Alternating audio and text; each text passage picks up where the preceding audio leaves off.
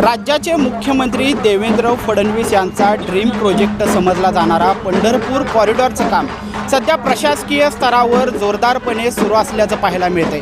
मात्र याच पंढरपूर कॉरिडॉरला सध्या स्थानिक पंढरपूरकरांचा मोठा विरोध असल्याचं पाहायला मिळते। आज पंढरपूर तीर्थक्षेत्र बचाव समितीकडून पंढरपूर बंदची हाक देण्यात आली आहे आणि या बंदला पंढरपूरमधील स्थानिक व्यापाऱ्यांनी 100% आपली दुकाने बंद ठेवून पाठिंबा दिलेला आहे। त्यासोबतच पंढरपूर बचाव समितीकडून आज एका मोर्चाचं देखील आयोजन करण्यात आलेलं आहे। आपण पाहू शकता या मोर्चामध्ये स्थानिक पंढरपूरकरांनी कॉरिडॉर विरोधात मोठं आंदोलन उभा केल्याचं पाहायला मिळते। सध्या स्थानिक पंढरपूरकरांचा प्रशासनावर आरोप आहे की त्यांना कोणत्याही प्रकारे या कॉरिडॉरसाठी विश्वासात घेतलं जात नाही। प्रशासकीय स्तरावर निर्णय घेऊन हा कॉरिडॉर रेटला जात असल्याचा आरोप पंढरपूरकर सध्या करताना पाहायला मिळते। आज आपण पाहू शकता हा पंढरपूर कॉरिडॉरला विरोध करण्यासाठी हा भव्य मोर्चा निघालेला आहे। आज काय केलं, काय मागण्या तुमच्या आणि काय? पंढरपूर तीर्थक्षेत्र बचाव समितीने हा आज विराट मोर्चा काढलेला आहे। आमच्या मागण्या अगदी थोडक्यामध्ये सांगतो। कॉरिडॉर घरदार पाडून करू नका। आजपर्यंत कुठल्याही राज्यकर्त्याने विकास जो केला तो घरदार पाडून केलेला नाही आहे। त्यामुळे तुम्ही घरदार पाडून विकास करू नका।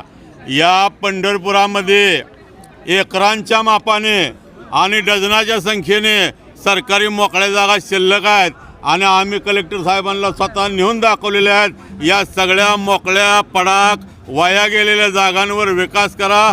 पंढरपूर हे जगामध्ये नंबर 1 तीर्थक्षेत्र होईल असे प्लॅन आम्ही भाविक संघातर्फे वारकरी पाईक संघातर्फे दिलेले आहेत। त्याचं लक्ष द्या। ओटचोट यायचं आणि घरदार पाडायचं, बांधकाम आणि पाडकाम म्हणजे विकास, या अंधश्रद्धेतून बाहेर या, एवढंच या निमित्ताने सांगणार।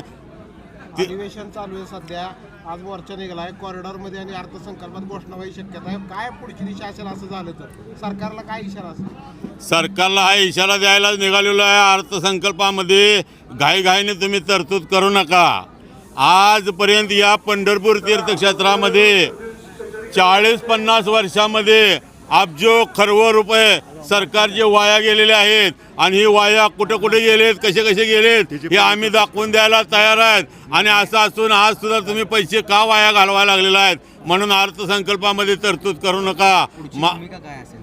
यानंतर आज फक्त मंदिर भाग बंद आहे, ह्याच्यानंतर पुन्हा पंढरपूर शहर बंद ठेवणार आहे। यानंतर लाक्षणिक उपोषण आहे, त्यानंतर चक्री उपोषण आहे आणि कशाने जाग जर नाही आले तर आमरण उपोषण आहे आणि त्यातनं पुढे काय नाही झालं तर भगवान शंकर तिसरा डोळा उघडतील, त्याची जबाबदारी आमच्यावर राहणार नाही। अशी आहे की सरकारला आज आम्ही प्रेमपूर्वक सांगत आहोत की आपण साधू संतांच्या आशीर्वादावर सरकार निवडून आणलं, हे मुख्यमंत्री महोदयांनी निवडणूक झाल्यावर सांगितलं।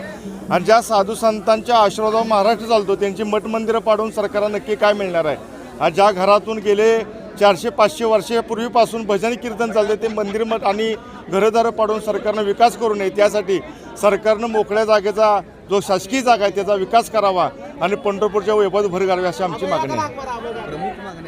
प्रमुख मागणी एकच आहे की कॉरिडॉर रद्द करा आणि चांगला आराखडा तयार करून पंढरपूरवासियांना सुख द्या। मी सौ सुलभा राजेंद्र वट्टमवार नामदेव पायरीजवळच राहतो आणि आमचा पूर्णपणे या कॉरिडॉरला विरोध आहे। तुम्ही पंढरपूरचा भकास करून कुठला विकास करणार हे आम्हाला माहीत नाही। पूर्ण कॉरिडॉरला आमचा पूर्ण विरोध आहे आणि काहीच गरज नाही। फक्त एकादशीला द्वादशीला तुमच्या एकादशीला गर्दी होते, पण एका दिवसासाठी पूर्ण तुम्ही म्हणजे इथलं काही निर्मनुष्य करणार आहे का? तुम्ही एरवी येऊन बघा। आता वाटते मंत्र्यांना त्यांनी एरवी यावं, तर तेव्हा पंढरपूरमध्ये किती गर्दी असते। तुम्हाला काय गरज आहे? आज आम्ही तहसील कार्यावर जाणार आहे। आम्हाला कॉरिडॉर नको आहे आणि आज इथलं म्हणजे लहान मुलापासून ते वृद्धापर्यंत आम्ही तहसील कार्यालयाला भेट देणार आहे की आम्हाला कॉरिडॉर नको आहे आणि पूर्णपणे आमचा कॉरिडॉरला विरोध आहे।